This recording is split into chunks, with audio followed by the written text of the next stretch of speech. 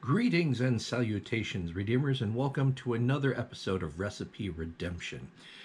Now, we're going to do a little departure, I guess. It's still a vintage recipe, but it's really vintage. This is a recipe for mushroom ketchup from Harriet Pinckney Horry's cookbook manuscript from around 1770.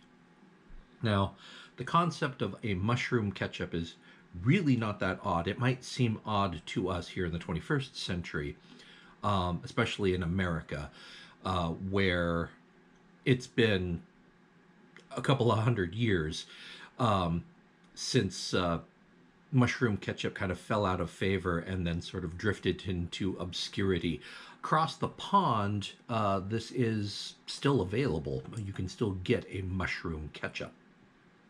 And the original idea behind ketchup was actually a mushroom and or fish-based sauce in China. And the idea just sort of made its way via trade routes and lots of cross-pollination around the world, and made it all the way to the Americas. And this is actually an American cookbook writer, the few actual cookbook writers in the 18th century, for making your own mushroom ketchup. It wasn't until the early to mid 1800s when tomatoes started to become more and more popular, and the tomato version of ketchup kind of eclipsed the mushroom version to the extent that it's almost unknown in the United States. It's a little bit different. It's interesting. Let's take a look. The recipe says you hand mash mushrooms, and it actually says you go and pick them in the morning, make sure they're fresh and they're dry. Hand mash them, so that's what we're going to do. Strew with a handful of salt. Now, I've got some pretty big paws, so a handful of salt is an awful lot of salt.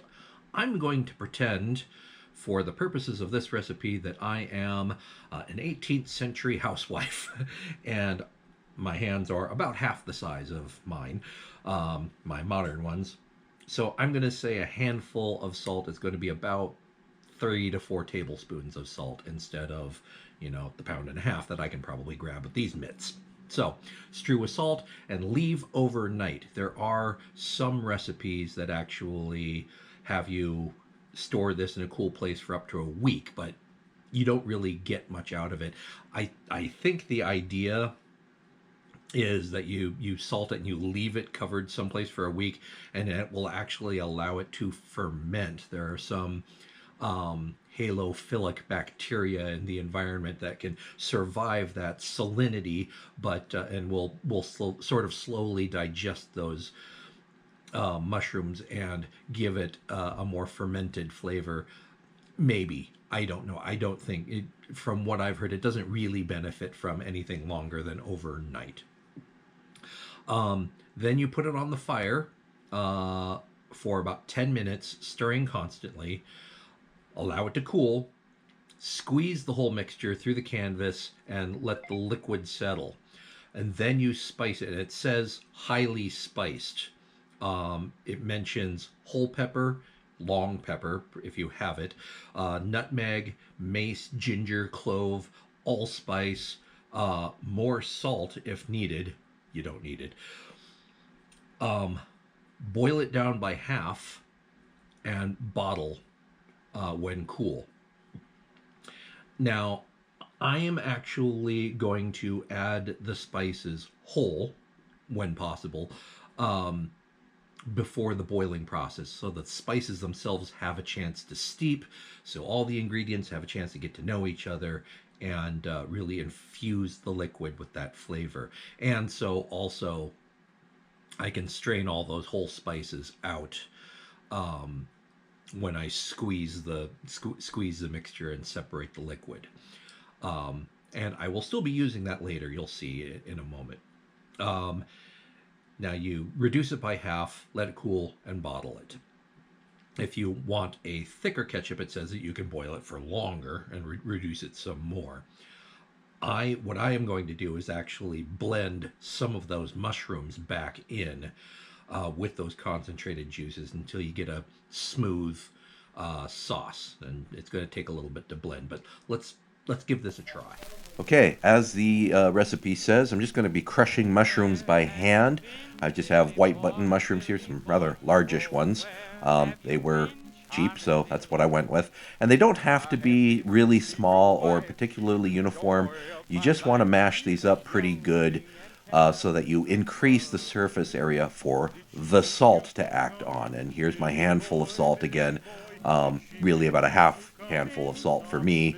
Didn't want to get this too salty, but that's enough.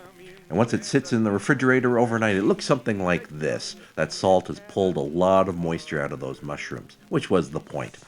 And to this, I'm adding some dried wild mushrooms. It's going to add a little bit more flavor. I think I have some dried shiitakes as well that I had lying around. I'm going to throw those in there. Soaking those overnight wasn't going to really do a whole lot, but adding them now to steep once I bring this up to a simmer, that's going to add a lot of flavor because white button mushrooms are kind of vanilla. Adding 2 cups of water here and the spices, allspice berries, mace, black peppercorns, ground ginger. I also have a little bit of onion powder, garlic powder. I think that's it. And just stir that in, bring to a simmer for about 10 minutes. And then take off the heat, let it cool, and pour through. I just have a cotton dish towel here. I didn't have, muslin or cheesecloth or anything like that. But so just a good, clean tea towel is fine. Gather up the corners and squeeze out as much of the liquid as you can. This is all, you know, very much liquid assets. Do not throw these mushrooms away. We will be using them in a moment. But get all as much liquid as you can out, transfer that back into a clean pot, and set that to boil to reduce by half. In the meantime, I've thrown those mushrooms into a blender, and believe it or not, is the blender going? Oh, the blender's not going yet. Now it's going. Adding some of that liquid back into this blender to, well, moisturize the mixture and give it a chance to actually blend.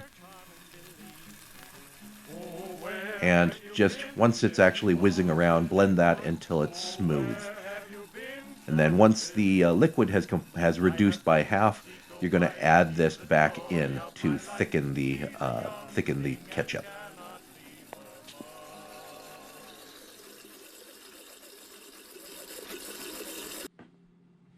Yeah, different shirt, different day. I remember trying the ketchup. Somehow I did it without filming it and thought that was okay. I don't know. So here we are. Mushroom ketchup. I've placed it in this bottle, and when it sits in the fridge, it tends to separate a little. So it serves to shake it. I mean, I guess regular tomato ketchup does that too. So bear that in mind. I'm just going to have some on a cracker. Now, it's not the prettiest stuff in the world. It's kind of a brownish gray sauce. But the flavor.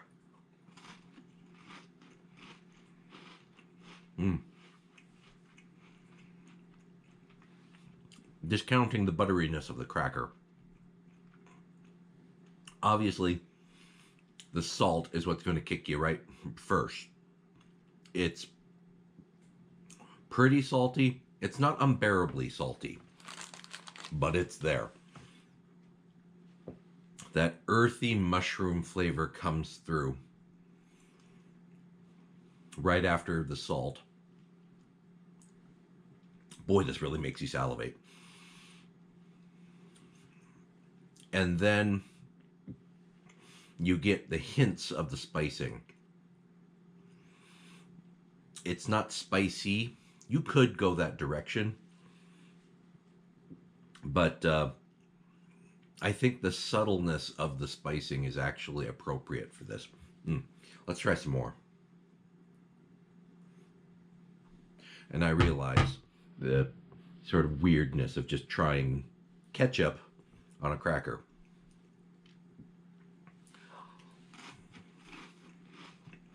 But that being said, that is delicious. Little goes a long way. And a lot of it kind of points to the fact that a lot of 17th century sort of roast meat recipes don't have a whole lot of seasoning on the meat itself. So the condiments were really where your seasoning came from, which is why it's okay that this is, particularly salty and a fairly strong flavor, because that's where the flavor of your dish is often going to come from. A lot of people just roasted meats very, very simply without any salt or anything, and then seasoned it later. This is a little addictive, actually.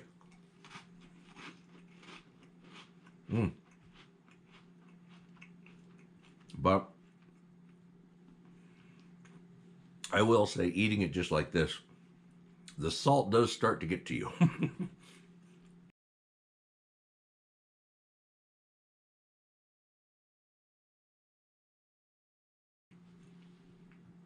Where I do not want any more like this. But I do intend to try this on some roasted meats at a future date. And this keeps for a decent amount of time. You can probably keep it in the fridge for about a month. The salt content is high enough that most things are not going to be able to live in this, but that's not to say that this won't spoil eventually. So after about a month, you may need to make a new batch if this is something that you intend to keep around. Oh, forgot to mention the rest of the dried mushrooms. I put them into my toaster oven. My toaster oven has a convection feature to it, and so I put it on dehydrate mode. Spread the mushrooms out on a little mini sheet pan that came with the oven. Stuck it in there and dehydrated them. Stuck them into a food processor, and now I have mushroom powder. Well, mostly a powder. Diced dried mushrooms, heavily seasoned, good for sprinkling on whatever. If you don't want to use the mushroom ketchup, you have the mushrooms themselves. They did not go to waste. The other thing, if you want to add that mushroomy flavor with the spices, with the salt, to help boost the umami-ness of some other dish, but you don't want to add a whole lot of volume, you don't want to add a whole lot of additional moisture to it, this is a good option. This is something to keep around the pantry. And if you're going to have mushroom ketchup in your refrigerator in regular rotation, don't want these mushrooms to go to waste just because they've given up some of their essence to the ketchup. Doesn't mean that this won't be a useful, I guess we'll call it a spice blend, but a useful flavor component. Kept in airtight containment, this should last a good long while. But as with all things homemade, if there's an off smell to it, if it starts growing hair, appreciably changing in color or texture or flavor, throw it out. It's just a bunch of mushrooms. You're not losing a whole lot, but having this around means that you might actually have more than you thought you did. Something to keep in mind. All right. Thanks for watching.